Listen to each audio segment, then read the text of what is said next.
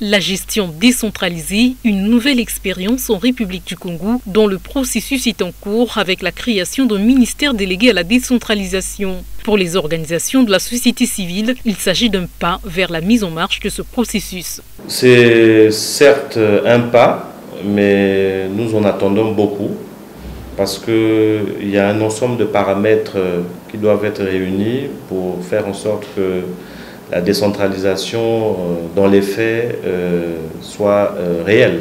La santé, l'éducation et l'entretien routier sont les domaines pour lesquels la gestion sera désormais confiée aux collectivités locales qui recevront un transfert de compétences en la matière. Ce transfert doit se faire sur la base de l'autonomie de ces collectivités locales, estime Franck Loufoy-Bessi. Par autonomie, j'entends essentiellement les aspects qui partent depuis la désignation des responsables des collectivités locales.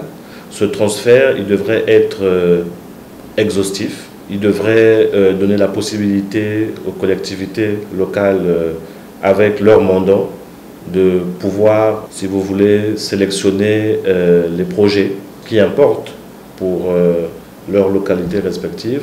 Et il devrait avoir la marge de manœuvre nécessaire pour pouvoir engager la réalisation de ces projets. Aussi, l'accompagnement des organisations de la société civile et autres forces vives du pays est nécessaire pour l'aboutissement du processus de décentralisation au Congo.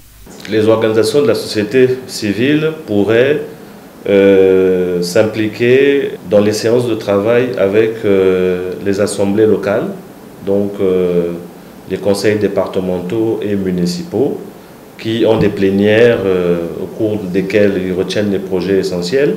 Et la société civile ici représente un peu l'interface, si vous voulez, entre les populations et les décideurs, fussent-ils locaux, pour pouvoir porter les préoccupations, les attentes et les doléances des populations à la base. Donc l'apport de la société civile, c'est de parler au nom des populations, de faire des propositions pertinentes et d'amener les décideurs à se conformer au texte. Pour la société civile congolaise qui a longtemps mené un plaidoyer dans ce sens, l'aboutissement de ce processus serait un soulagement pour les collectivités locales dont les mains restent liées quant à la gestion de leur ville et leur département.